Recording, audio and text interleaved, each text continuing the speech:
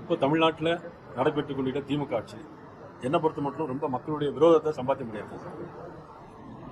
வீட்டு வரி உயர்வு, அதுக்கு பிறகு சொத்து வரி உயர்வு, கரண்ட் பில்லு, அதுக்கப்புறம் எல்லாத்துக்கும் மேலாக இன்னைக்கு இளைஞர்கள் பார்த்தீங்கன்னா அவ்வளோ பேரும் போதையில் தான். அதாவது ஒரு முதலமைச்சர் நேரடியாக ஒவ்வொருத்தரும் போய் கஞ்சா வைக்கணும் பிடிக்க முடியாது. தன்னுடைய கைக்குள்ளே வச்சிருக்க காவல்துறையை கட்டுப்பாடோடு வச்சிருக்காரு. புரட்சித்துறை அம்மா அவங்கெல்லாம் என்ன பண்ணாங்க, காவல்துறை அப்படி ஸ்காட்லாந்து யார்டுக்கு நிகரான காவல்துறை. ஆனால் இன்றைக்கி காவல்துறை பார்த்தீங்கன்னா அவங்களுடைய வேலையை நிச்சயமாக செய்யவே இல்லை. அதை கண்ட்ரோல் பண்ணக்கூடியது நம்முடைய முதலமைச்சர் தான் கண்ட்ரோல் பண்ணணும். எல்லா இடத்துலையும் கச்சா. இப்போ நிறைய தீமையான செயல் நடக்குது, பாலியல் வன்கொடுமை, அதுக்கப்புறம் யாரையா ஒருத்தர் எனக்கு பண்ணிடுறாங்க.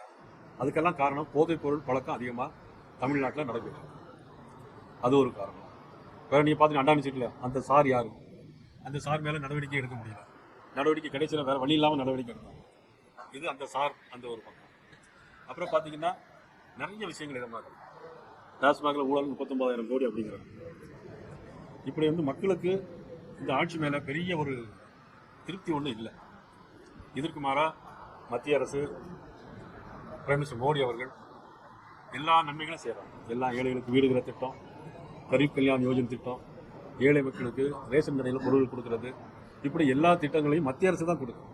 மத்திய அரசு கொடுக்குற திட்டங்களை எந்த நிதியும் வரவே இல்லைன்னு நம்ம மாநிலத்தில் நிதி அமைச்சர் சொல்லிக்கிட்டே இருக்கிறார். ஆனால் அன்றைக்கி ராமேஸ்வரத்துக்கு வந்த பிரைம் மினிஸ்டர் மோடி அவர்கள் தெளிவாக சொல்லியிருக்காங்க, காங்கிரஸ் 10 ஆண்டு கால ஆட்சியை காட்டிலும் இப்பொழுது பிஜேபி 10 ஆண்டு கால ஆட்சியை 3 மடங்கு அதிகமாக பலத்தை தமிழ்நாட்டுக்கு கொடுத்தாங்க அப்படின்னு அவங்க சொல்லிட்டு போனாங்க. அதுக்கு இன்றைக்கி வரை அவங்க பதில் சொல்லவே இல்லை. இன்றைக்கி ரோடெல்லாம் போடுறோம், இவ்வளோ பெரிய தார் சாலைகள், இவ்வளோ 4 வழி சாலைகள்லாம் இருக்குன்னா இந்த இப்போ மட்டும் 4100 கிலோமீட்டர் சாலைகளை போடப்பட்டது மத்திய அரசு. இன்னைக்கு பெண்களுக்கு எல்லாம் இலவசமாக கழிப்படம் எல்லாம் கட்டி கொடுத்தது மத்திய அரசு. இப்போ எல்லா திட்டங்களையும் மத்திய அரசு கொடுக்குற திட்டங்களை, மத்திய அரசு கொடுக்குற ரேஷன் கடையில் கொடுக்குற பொருட்களை இவங்க வாங்கி இவங்க கொடுக்குற மாதிரி சொல்கிறாங்க தவிர இவங்களா நம்ம மக்களுக்கு எந்த விதமான நன்மை செய்ததாக எனக்கு தெரியும்.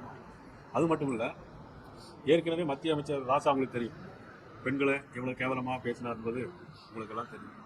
சனாதன தர்மத்தை பற்றி ரொம்ப இழிவாக பேசணும். ஒவ்வொருத்தருக்கும் ஒவ்வொரு இது இருக்குது, கொள்கைகள் இருக்குது. ஒவ்வொருவரும் ஒவ்வொரு கடவுளை கும்பிடுறாங்க.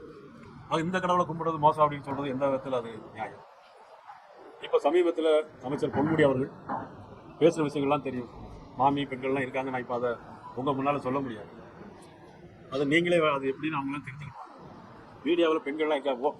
எனக்கு விஷயமே என்னென்னா, இவ்வளவு பெண்களும் தாய்மார்களும் இவ்வளோ தூரம் அவங்க பேசுகிறாங்களே, மறுபடியும் அவங்களுக்கு வாக்குடைய சூழ்நிலை இனிமேல் 2026 வரக்கூடாது அப்படின்னு தான் நான் தாய்மார்களை நான் இந்த பத்திரிகை பேட்டியின் வாயிலாக நான் வேண்டிக் கொள்கிறேன்.